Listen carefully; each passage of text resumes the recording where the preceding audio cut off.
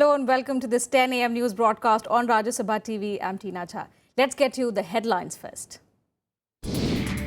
Centre announces relief package of 5,083 crore rupees for Maharashtra and Madhya Pradesh, reeling under severe drought conditions. Opposition calls it insufficient. 3 years after they parted ways, DMK chief offers hand of friendship to the Congress party, says they won't keep the party out of alliance ahead of Tamil Nadu elections. In a snub to India, Nepal's Prime Minister to visit China in his first overseas trip after taking charge. Formal agreement to import fuel likely to be signed during the visit. Death toll in Pakistan government building suicide attack climbs to 26. Jamaat-ul-Ahrar claims responsibility for the attack, which is the deadliest since the Peshawar school carnage. And United States says coalition airstrikes have killed 10 Islamic State commanders in Iraq and Syria, including those linked to the Paris attacks. The centre has announced a relief package of 5,083 crore rupees for drought-hit Maharashtra and Madhya Pradesh.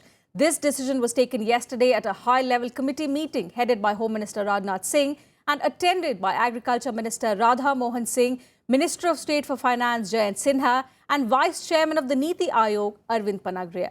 The panel examined the report of the central team, which had visited both states some time ago to take stock of the ground situation there. In a major relief to the two big states reeling under severe drought, the centre has sanctioned 5,083 crore rupees to both Madhya Pradesh and Maharashtra to cope with the crisis. Out of this, 3,050 crore rupees has been approved for Maharashtra, where nearly 15,000 villages have been declared drought hit. The remaining 2,033 crore will be given to Madhya Pradesh, where as many as 35 districts have been severely hit by drought-like conditions. आज हमारी बैठक थी महाराष्ट्र और मध्य प्रदेश को लेकर। महाराष्ट्र को 3100 करोड़ और मध्य प्रदेश के लिए 2022 करोड़ रुपए की स्वीकृति हुई है। मोदी सरकार आने के बाद जो ओलावृष्टि या सूखा की आपदाएं हैं, इसमें हमने भरपूर मदद की है। इसके पहले यूपीए सरकार जो करती थी, उससे बड़ी राशि हमने की है। Indicating deep distress, both states had sought assistance from the centre to provide compensation to farmers for crop damages. While leaders of the BJP welcomed the centre's help, the opposition camp dismissed it as peanuts. मैं केंद्र सरकार का हार्दिक आभार व्यक्त करता हूं, लेकिन और भी मदद की आवश्यकता है। तो आरपीआई की ओर से हमारी मांग ये है कि कम से कम 5,000 करोड़ रुपए तो मिलना चाहिए। ये जो राशि है, ये बहुत ही कम है। पिछले 3 साल से लगातार महाराष्ट्र में सूखे की हालत है और हमारी ये उम्मीद थी कम से कम 10 से 15,000 करोड़ रुपए महाराष्ट्र को मिलना चाहिए। राज्य शासन ये दावा कर रही है कि अब तक जब जितनी राशि मिली है, सबसे ज्यादा राशि इस साल मिली है। मेरा ये कहना है, राशि की मत देखिए, राशि से भी ज्यादा सूखे की जो तीव्रता है, वो सबसे ज्यादा इस साल है। Earlier, the government had approved a relief package of 1,540 crore rupees for Karnataka and 1,275 crore rupees for Chhattisgarh. 6 other states, including Uttar Pradesh and Odisha, have also declared drought and sought the centre's help. Due to deficit in the southwest monsoon this year, nearly 1/3 of the country is reeling under the impact of drought, leading to a spurt in farmer suicides. Bureau Report, Rajya Sabha TV. In some good news for working women, the government is moving towards more than doubling the maternity leave period for working women from 12 weeks to 26 weeks. The Labour Ministry is in the final stages of preparing a draft amendment bill to extend the period of maternity leave of working women from 12 weeks to 26 weeks and will soon send it for inter-ministerial consultations. Earlier this month, the Labour Ministry held a tripartite meeting with trade unions and employers on the draft amendment bill to extend the maternity leave benefits to natural commissioning as well as adopting mothers. Besides, there are also plans to provide 12 weeks of maternity leave to commissioning mothers who use surrogates to bear a child, as well as for working women adopting a baby. As per the Maternity Benefit Act of 1961, a working woman is entitled for 12 weeks of maternity leave, out of which 6 weeks are before the expected date of delivery. And now the big political story. The DMK has invited the Congress to join the alliance led by the party for the upcoming assembly elections in Tamil Nadu. This offer comes nearly 3 years after the M. Karunanidhi-led party snapped ties with the Congress. An indication to this effect had come as early as in July this year, when DMK Treasurer M.K. Stalin and Congress State Unit Chief Elangovan had said that the two parties would work together to protect the interests of the people of Tamil Nadu, in particular the oppressed sections. Party Chief M. Karunanidhi told reporters in Chennai, and I quote, "We will not exclude Congress while inviting alliance parties to join the DMK-led alliance," unquote. The DMK had in early 2013 snapped ties with the Congress over the Sri Lankan Tamils issue. The rupture had also come against the backdrop of the arrests of former Union Minister A. Rajya and Karunanidhi's daughter Kanimudi, also a Rajya Sabha MP, in the alleged spectrum allocation scam. I thank Mr. Kalaja for his invitation for us to join his alliance, and I think I'll take this message to the High Command. I'll convey this message to the High Command, and whatever decision High Command takes, we'll abide by it. Congress has lost the people's popularity, people's verdict, even in the central as well as in the state. Hardly they will get 1 or 2% seats, percentage of votes. So let us see. But Congress cannot gain strength in Tamil Nadu individually. That is my opinion. And Congress President Sonia Gandhi will be on a day-long visit to Kerala today. She will inaugurate the annual pilgrimage at Shivgiri this morning. This will be her first visit to Shivgiri. Later in the day, the Congress President will inaugurate the year-long Silver Jubilee celebrations of the Rajiv Gandhi Institute of Technology in Kottayam. The Congress President will also interact with the leaders of the United Democratic Front and the party's coalition partners. And back in Delhi, the war of words between the Delhi Chief Minister and the centre over the DDCA Pro panel continues. Arvind Kejriwal has alleged that the centre could strike down the panel, calling it illegal, but the panel will continue with its probe. The BJP now has questioned Kejriwal's constitutional authority to set up the panel. Is it true that the MHA has sent DDCA file to the Prime Minister to decide whether to declare inquiry commission illegal? What will PM do? Declare it illegal or allow inquiry? Though it will have no impact on ongoing inquiry commission. A defiant Delhi Chief Minister taking on the centre once again. Kejriwal's reaction came on a day when the man heading the one-man commission, Gopal Subramaniam, wrote to the National Security Advisor, Ajit Doval, seeking a list of 5 officers each from the IB, the CBI and the Delhi Police to assist him in the inquiry. The BJP has said that such a letter is unprecedented and that the Delhi government does not have legal authority to probe the DDCA. पहले पूरी इसकी micro detailing कर लेनी चाहिए कि वो क्या मांग कर सकते हैं, मांग नहीं कर सकते, कौन से अफसर ले सकते हैं, नहीं ले सकते। और मुझे लगता है कि गोपाल सुब्रमण्यम अपने कंधे पर बंदूक दिल्ली सरकार की चला करके काम करवाना चाहते हैं। इसमें पूरी तरह से पॉलिटिक्स हो रही है और इस पॉलिटिक्स का भाग मुझे लगता है कि गोपाल सुब्रमण्यम को नहीं बनना चाहिए। Legal experts have also questioned the former Solicitor General's move to write to the NSA. Gopal Subramaniam is merely compromising his position. He's drawing his power from a totally illegal notification. Let the governments fight. Why should you become party to the whole thing? You are writing, you are even giving opinions how it is constitutionally valid, and then you want to take over the commission and be its chairman. Kejriwal is already at loggerheads with Lieutenant Governor Najib Jung, who has questioned the legality of appointment of the probe panel. The officers will come later. First of all, the investigation has to go forth. And the reports which are coming out in the press suggest that the government will use all its instrumentalities, including the Lieutenant Governor, in order to stall and scuttle the probe. You know, given the big crocodiles who are apparently or allegedly involved in this entire episode, the only way that the truth will be unearthed is if there is a Supreme Court monitored SIT which goes into the entire affair. The AAP has been targeting Finance Minister Arun Jaitley, alleging that wrongdoings took place in the DDCA during his 13-year tenure till 2013 as its head. The trigger for the confrontation with the centre this time was a CBI raid on Arvind Kejriwal's Principal Secretary's office. Bureau Report, Rajya Sabha TV. The Delhi government will conduct rehearsals of the odd-even formula to curb air pollution on the 31st of December. The state government also rubbished reports that a dry run will be held today, confirming that the ambitious traffic formula will come into effect from the 1st of January.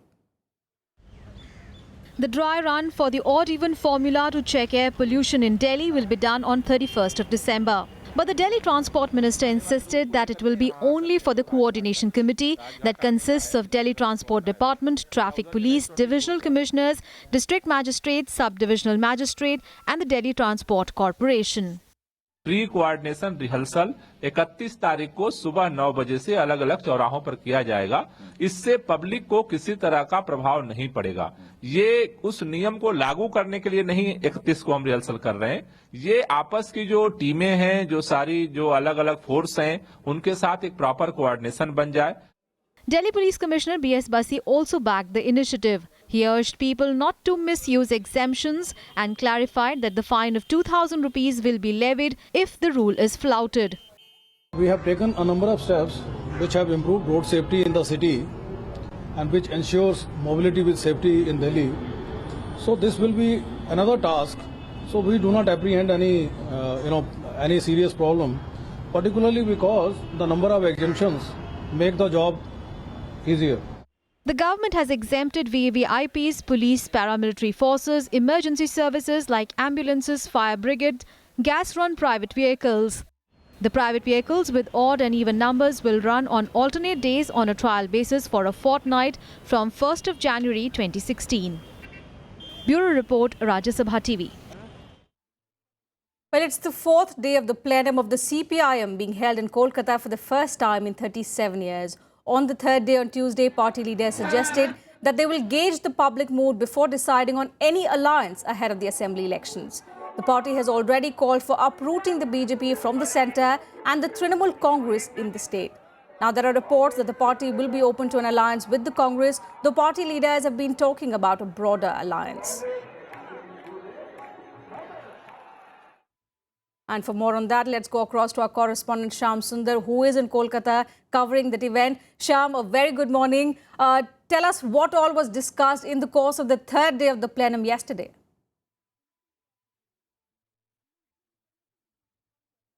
Well, Tina, yesterday there was discussion till 9 o'clock in the night, and most of the delegates, they were critical of the report presented by the party leadership in this plenum. They said that in 1978 it was decided that the party will make a mass revolutionary party, and party leadership miserably failed in that, and especially in last 10-15 years the kind of changes came in the Indian politics. Party leadership could not assess those changes, and the party failed to go with the new generation, and they insisted and they stressed on the need to reach out to the youth and other section of the societies, whether you talk about Dalits or peasantry or Adivasis. So most of the delegates, they were very, very critical of the leadership and the report presented by the party leadership here. Today, by 2 o'clock, all delegates will conclude the discussion on these two documents, and after that, party central committee and Politburo, they will have a meeting and decide on this discussion, and they will come up with a strategy document from this plenum. So, Shyam, the party is doing all it can to reach out to the youth, to reach out to the Dalits. But do you think the lack of a charismatic leader in West Bengal can pull down the party's campaign to any extent?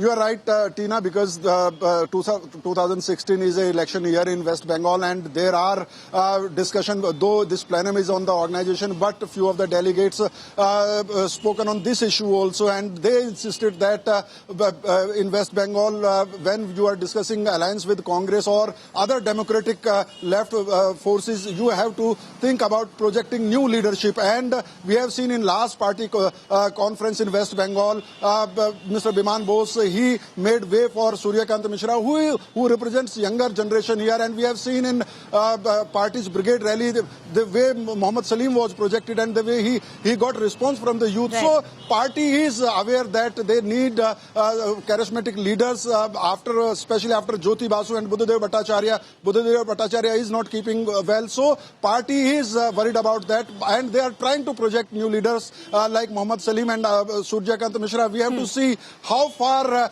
these leaders can impress the people of the state and bring victory for the party in coming elections. All right, Shyam, many thanks for joining us. So we saw the party, of course, is going into poll mode ahead of the West Bengal elections. But what happens will be seen in the due course of time. A look now at some stories that are lined up for you and are expected to develop during the day in our segment, The Day Ahead.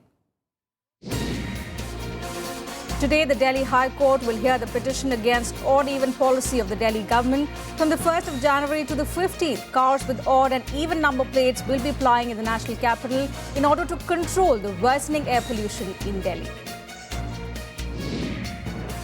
The counting of votes for the Karnataka biennial elections held in 25 MLC seats will take place today. Biennial elections to 25 seats of Karnataka Legislative Council from local authorities constituencies held on the 27th of December, in which 125 candidates were in the fray.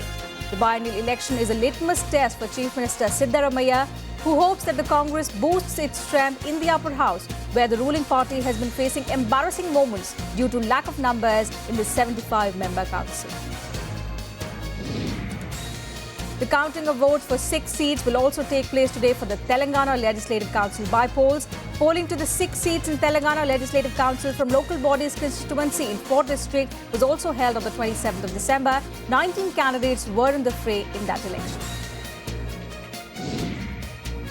The notifications will be issued today for the 3rd phase of the Haryana Panchayat polls. Polling will be held in 3 phases on the 10th of January, 17th and the 24th of this month. Polling would be conducted for 416 members with 21 Zilla Parishads, 3,001 posts of 126 Panchayat Samitis and 6,198 and 62,492 posts of the Sarpanches and Panches respectively.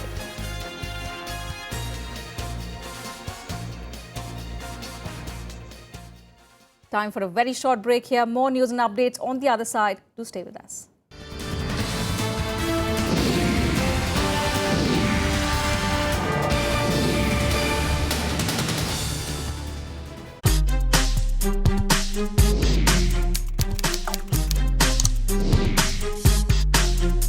Get live Rajya Sabha session.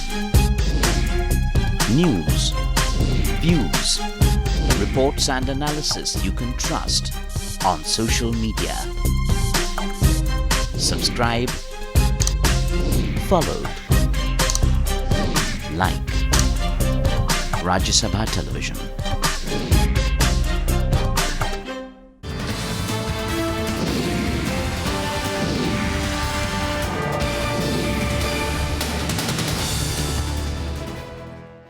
Welcome back. You're with Breakfast News on Rajya Sabha TV. Now, at a time when Prime Minister Narendra Modi has made foreign policy the showpiece of his government, a parliamentary committee is accusing the Foreign Ministry of neglecting it and eroding the government's credibility by turning a blind eye to its needs. Here's a report.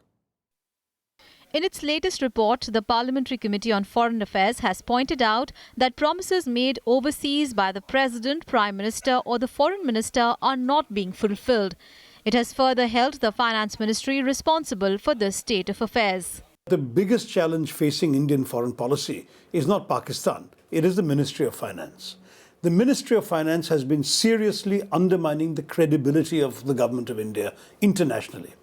Prime Ministers, the previous one and the present one, go to foreign countries, announce commitments, development grants, specific projects, and Finance Ministry doesn't release the money. With 31 members, the Standing Committee of Foreign Affairs is represented by MPs of all parties, including the BJP and the Congress. The committee unanimously states that the Foreign Ministry's functioning is not in tune with the aspirations of nation. It has recommended not only an increase in the Ministry of Foreign Affairs Committee's budget, but also a separate provision for promises made overseas. We are saying insulate the foreign grants from any other budget cuts or restraints or constraints that the Ministry of Finance imposes, because this engages our national credibility. You see, after all, we are a country that must be taken seriously in the world.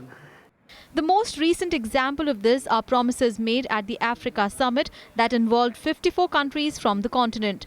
It was the same story at summits of the ASEAN, SAARC and other.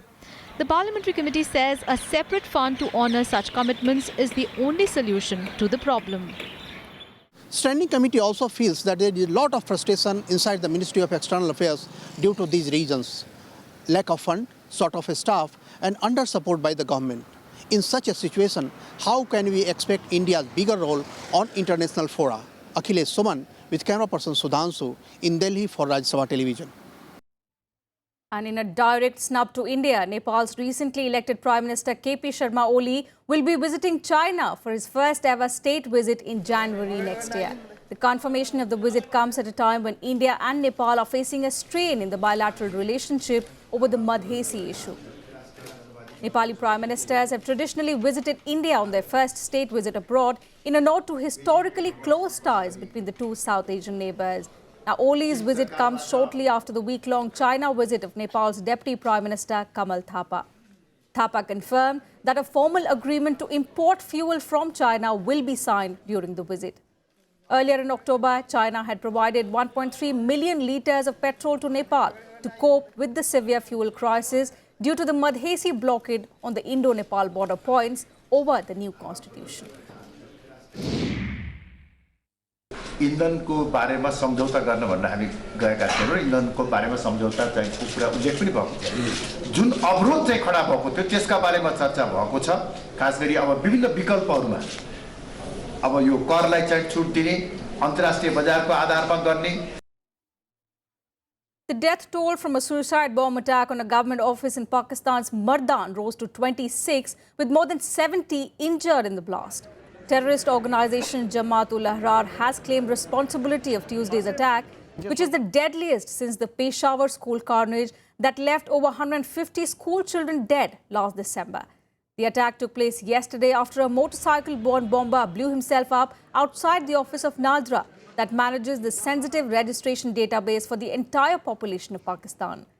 According to reports, up to 12 kilograms of explosive material may have been used in the blast that caused extensive damage to the office building.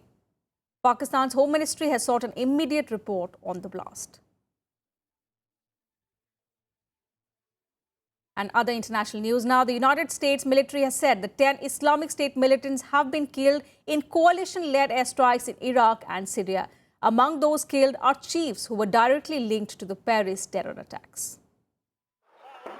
A US-led coalition has killed 10 Islamic State leaders in the past month with targeted airstrikes, including individuals linked to last month's attacks in Paris.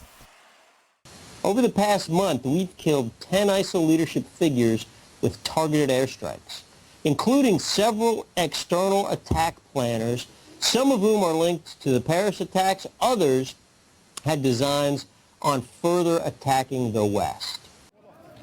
One of those killed was Abdul Qadir Hakim, who facilitated the militants' external operations and had links to the Paris attack network. He was killed in the northern Iraqi city of Mosul on December 26.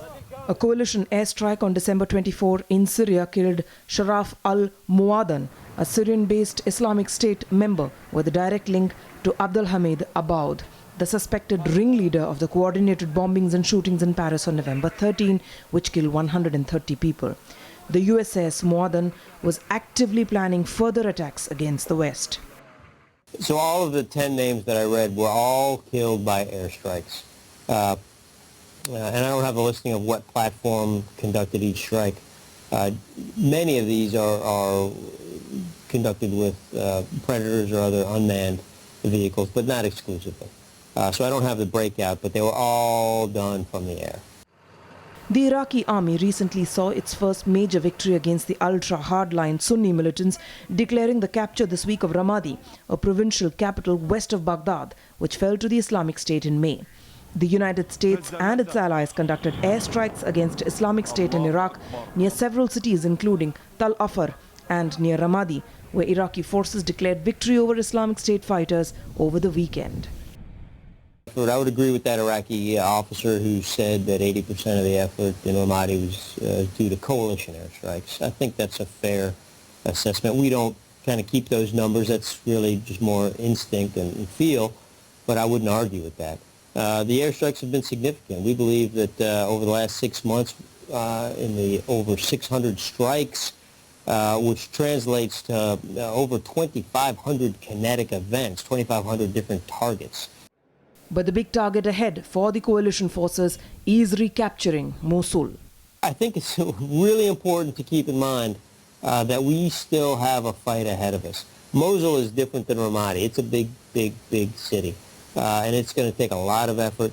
It's going to take more training. It's going to take more equipment, and it's going to take patience.